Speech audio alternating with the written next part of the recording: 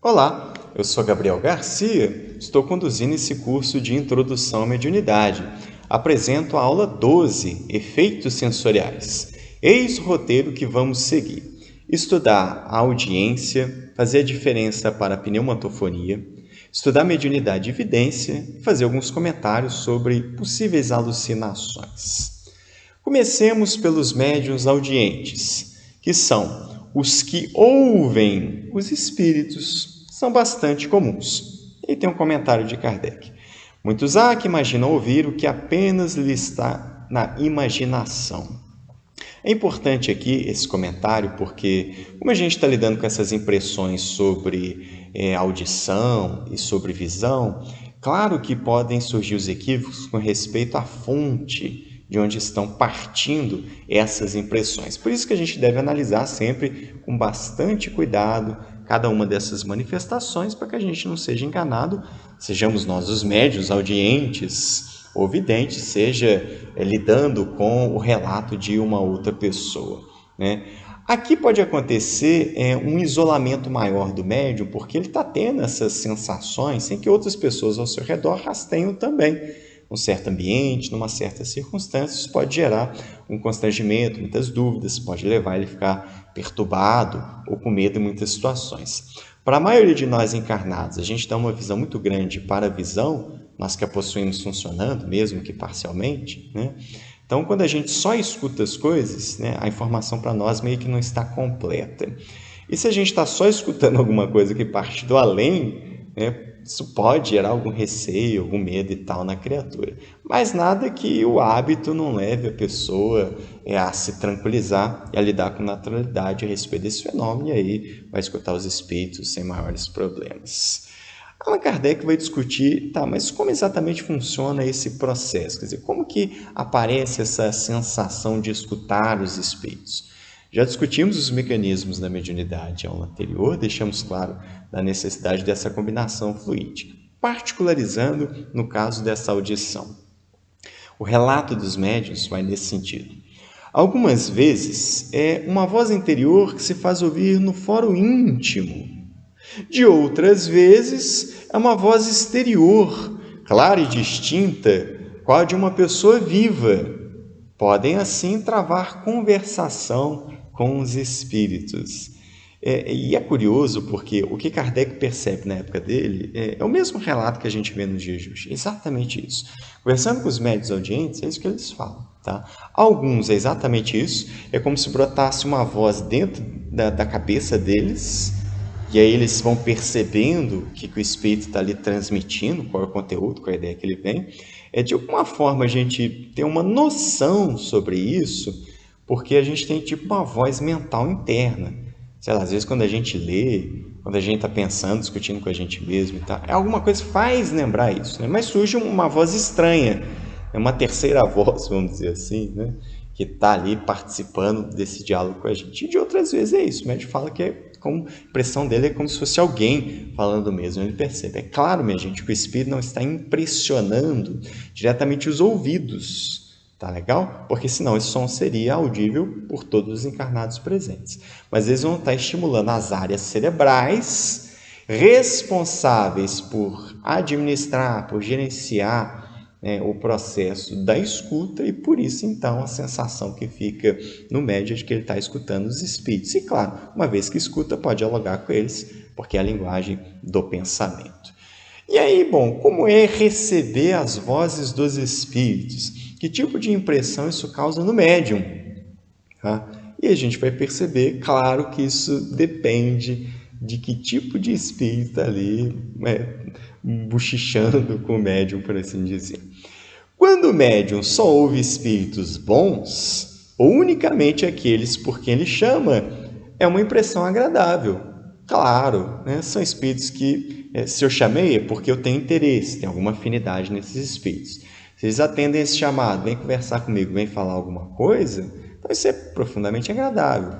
Se são bons espíritos, poxa, melhor ainda, né? Escutar os bons espíritos, né? Perceber o que eles têm a nos dizer, deve ser profundamente agradável. Agora, já não é a mesma coisa quando é um espírito mau que se lhe agarra, fazendo-lhe ouvir a cada instante as coisas mais desagradáveis e não raras mais inconvenientes. Claro, se tem um espírito que fica me buzinando na orelha ali, a título de me perturbar, isso é profundamente desagradável. Tá? Isso pode acontecer quando algum espírito tiver o interesse em prejudicar aquele médium. Tá? Perfeitamente possível de acontecer. Eu lembro de um filme, é um clássico, né? Que é o filme Ghost, e que rola exatamente isso, né? Que apesar de ser um espírito que é bonzinho, né? Da história lá, ele fica buzinando no ouvido da médium porque ele quer a ajuda dela. Então ele fica o tempo todo ali fazendo isso. Então, assim, se o espírito fica insistindo, claro que é profundamente desagradável. Porque o médium tem as ocupações de vida material, tem que dar atenção, tem as impressões, as sensações do mundo material. Se ficar um espírito ali em cima dele, é óbvio que isso vai incomodar, além do tipo de coisa que está sendo dita, né? Que, enfim, pode machucar, né? Pode incomodar o médium. Então, vai variar de acordo com o espírito, se vai ser mais agradável ou não essas comunicações. E aqui eu faço uma diferença. Uma coisa é ser médium audiente. Então, apenas o médium que possui essa faculdade vai registrar uma impressão auditiva da comunicação do espírito. Já no fenômeno da pneumatofonia, tá? Todos os presentes no ambiente são capazes de perceber, através da audição, a manifestação daquele espírito. No caso da pneumatofonia, trata-se de uma comunicação verbal indireta dos espíritos sem o concurso dos órgãos da voz. Som ou voz que fazem ouvir no vago do ar e que parece soar aos nossos ouvidos. Então é diferente. Na mediunidade de audiência, o médium tem a impressão ali do espírito se comunicando com uma voz interior, ou como se estivesse de fora, então ele interpreta isso de maneira auditiva. Na pneumatofonia, os espíritos produzem sons assim, tá no ar, ruídos, pancadas, garganta ectoplásmica, ou ectoplasmática, e aí eles criam um recurso, como se fosse um megafone mesmo, os espíritos falam através daquilo ali. Qualquer encarnado que esteja no ambiente vai perceber auditivamente aquela manifestação dos espíritos, que estão agindo sobre a matéria de modo que produza esses sons, utilizando do ar ou dos objetos que a gente está. Então, todo mundo que está encarnado ali vai perceber, não precisa ser médium. Se eu estiver no ambiente onde ocorra pneumatofonia, eu vou perceber, eu vou escutar o que eles estão fazendo, o que eles estão produzindo. Mas se o espírito quiser me falar alguma coisa, eu não tenho a faculdade, eu não vou perceber essa voz dele, nem de maneira íntima, nem como se viesse do exterior. Transitamos agora para os médiuns videntes. Quem são eles? São os que, em estado de vigília, veem os espíritos. A visão acidental e fortuita de um espírito, numa circunstância especial, é muito frequente. Mas a visão habitual ou facultativa dos espíritos, sem distinção, é excepcional. Então, temos material aqui a pensar. Mediunidade e evidência. Os espíritos conseguem impressionar as áreas cerebrais responsáveis pela visão. Daí, então, essa ideia de que estamos vendo os espíritos. Kardec já aponta aí, no estado de vigília. Tá? Então, o indivíduo não está dormindo.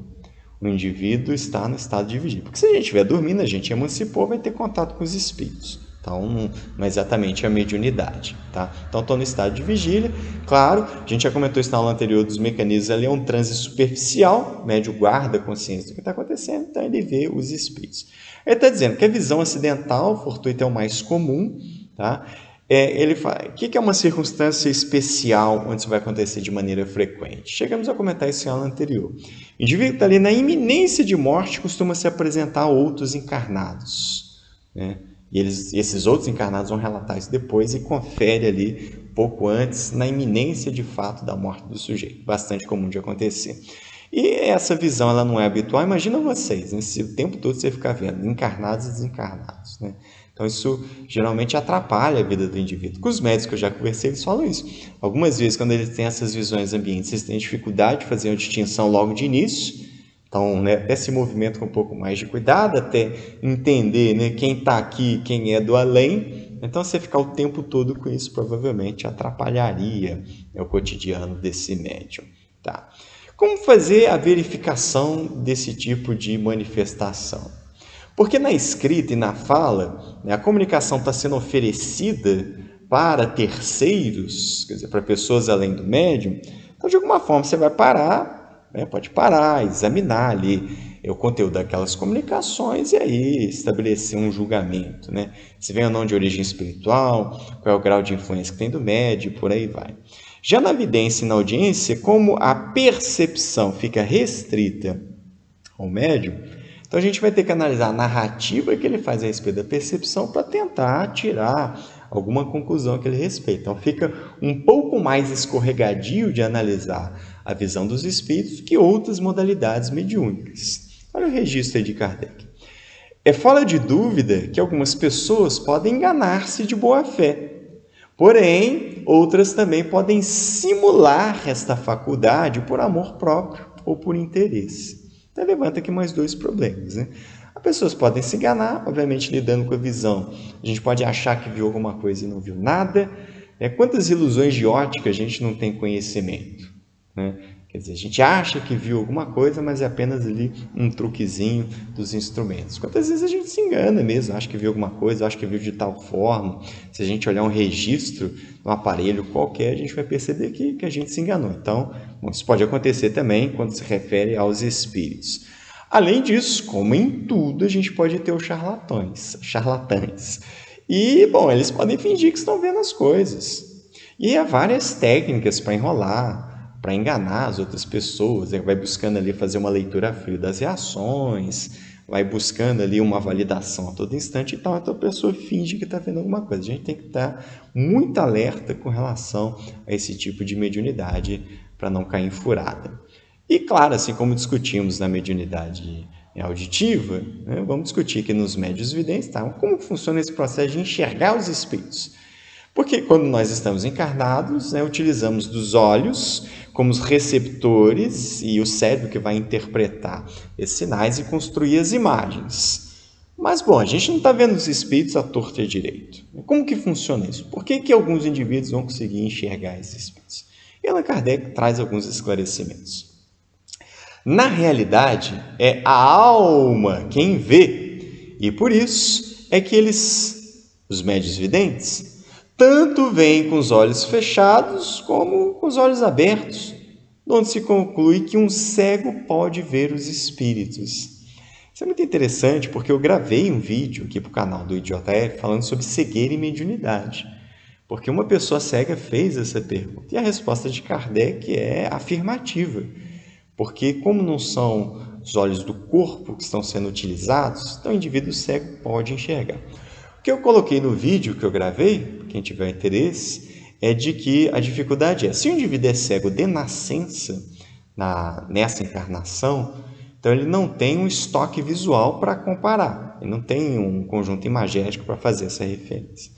De qualquer maneira, o mais importante aqui é, né, a percepção visual está sendo dada pelo perispírito. Quando ele diz é a alma quem vê, no sentido figurado, obviamente essa alma está se utilizando do perispírito para fazer essa percepção. Ora, o perispírito tem uma sensibilidade global, né? As funções sensórias não estão localizadas no perispírito igual no organismo biológico. O perispírito como um todo que faz isso. Ora, na mediunidade, um relativo desprendimento, é com esse perispírito que ele percebe. Então, os médiuns narram isso. Às vezes o médium vai falar, o indivíduo está aqui, está vestido assim, assado.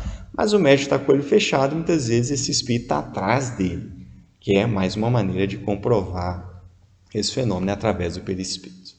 Kardec, então, faz uma pergunta que eu acho muito importante. Há vários médiuns, né, iniciantes, ou inexperientes, ou medrosos mesmo, ou que não têm conhecimento algum de espiritualismo, de espiritismo, e que dizem assim, que morrem de medo, ficam muito aflitos quando têm esses contatos com os espíritos. Kardec pergunta, será racional assustarmos-nos com a aparição de um espírito? Eu acho o máximo que ele usa esse termo aparição, deixa a coisa ainda mais fantasmagórica. E aí, parte da resposta, os espíritos dizem assim, quem refletir deverá compreender que um espírito, qualquer que seja, é menos perigoso do que um vivo. Ele não é perigoso pelo fato de ser espírito, mas sim pela influência que pode exercer sobre o homem, desviando-o do bem e impelindo-o ao mal. Quando ele fala que é menos perigoso do que um vivo, por quê, minha gente? Um espírito, né, ele não vai pegar de uma faca e me assassinar, ele não vai me assaltar, ele não vai me dar um tapa no rosto, ele não vai me agredir, não vai me passar a perna, entende? Assim, no sentido de cometer alguma agressão física. Mas tem casos que isso acontece. Sim, os casos são raros, excepcionais, são fenômenos mediúnicos. Não depende simplesmente da vontade do espírito. Vou lá e vou fazer algum mal material. Ele não pode fazer isso. Allan Kardec fala, o prejuízo de fato que ele pode exercer sobre nós é do tipo de influência que ele fala, que ele nos induz, a influência sobre o nosso psiquismo. Aí a gente deve ficar atento. Mas no sentido material, a gente pode ficar muito sossegado, pode ver os espíritos numa boa, tranquilamente, que eles não representam ameaça para nós nesse sentido. A gente deve ficar alerta no sentido moral, psíquico dessa influência. Um possível modo da gente classificar, de modo bem geralzão mesmo, a evidência, é entendê-la como ativa ou passiva. O que se quer dizer com isso? Na mediunidade de evidência ativa, o sujeito se desprende e capta ativamente as imagens do mundo espiritual e do mundo físico. Bom, esse desprendimento, a gente está fazendo referência, né, ao relativo desprendimento do perispírito em relação ao corpo biológico, que é preciso em todo fenômeno mediúnico, por mais superficial que seja. Então, o sujeito desprendido, relativamente, ele vai observar cenas do mundo espiritual. O que está acontecendo? E vai falar a esse respeito. Isso acontece muitas vezes em reunião mediúnica, né? No final da avaliação, o indivíduo vai dizer: viu, os espíritos estavam fazendo isso, aquilo, outro. Tinha uns que estavam trabalhando com tal sujeito, né? Tinha essa aparência, aquilo, outro. Essa sala é muito maior do que a gente está acostumado, etc, etc. Então, ele está observando. E do mundo físico, porque não tem barreiras. Se ele está observando com o perispírito, então ele é capaz de enxergar através das paredes, por exemplo, como um desencarnado mesmo. E já na mediunidade de evidência passiva, o sujeito desprendido, mesmo processo básico, recebe as imagens que lhe são mentalmente transmitidas pelos espíritos. Aí a diferença. Ele não sai para observar, ele está funcionando como um aparelho receptor. Então, os espíritos transmitem a imagem diretamente para o médium, ele formula essas visões. Essas imagens podem ser reais, como cenas do mundo espiritual, ou cenas do próprio espírito comunicante, ou de outros que estejam ali. Podem ser criações fluídicas, que os espíritos transmitem não só para um, mas para vários médiuns ao mesmo tempo. Então, é perfeitamente possível isso acontecer. Então, ele pode transmitir esses quadros fluídicos que ele criou para esse médium, e é isso que ele estará percebendo. E, finalmente, alguns comentários sobre a alucinação. Já fizemos até parte disso, quando comentamos em aula anterior, sobre fazer diferença entre mediunidade e transtorno mental, e repetimos aqui. Tá? Por quê? Como essas impressões, né, são isoladas, pertencem unicamente ao indivíduo médium, né, a ideia de que ele é maluco pode ficar aumentada. Só eu percebo essas coisas. E tornamos a falar dessas considerações, insistindo que, para fazer qualquer diagnóstico, tem que ser o psiquiatra, é ele que vai analisar, que vai fazer o entendimento, ele é que é formado para isso. Tá? Aqui são apenas comentários. Tá? Quais são características que indicam maior chance de que essas experiências sejam transtornos mentais, seja um indício disso? Tá? 3 aí. O indivíduo apresenta um sofrimento psicológico durante a experiência de ter visões ou escutar as vozes. É uma duração longa e a frequência é alta dessas experiências, e ele apresenta outras doenças como depressão e síndrome do pânico. São os indicativos principais de que essas vozes e essas visões, né, são que o indivíduo apresenta algum transtorno mental. Percebe? Isso traz sofrimento para ele. No médio, habituar-se, ele vê os espíritos, vê variedade e tal, ok, vida que segue. Alguns marcam, pode gerar algum temor e tal, aflições, certas outras impressões, mas ok, aquilo aconteceu, passou, ele segue. Vai variar essas experiências, o indivíduo com algum transtorno, provavelmente aquelas visões e vozes são repetidas, são do mesmo tipo, são a mesma pessoa, com frequência, né? Aquilo vai longos anos da vida dele e aquilo incomoda profundamente. O médium não. O médico está adaptado, aquilo é até fator de saúde para ele, né? Porque gera conjunto de experiências, ele consegue controlar aquilo ali, viver normalmente a sua vida. Então, ele não experiencia nenhum sofrimento. É um marcador, mas insistimos, é preciso consultar o profissional. É o conteúdo dessa aula. Fiquem com Deus.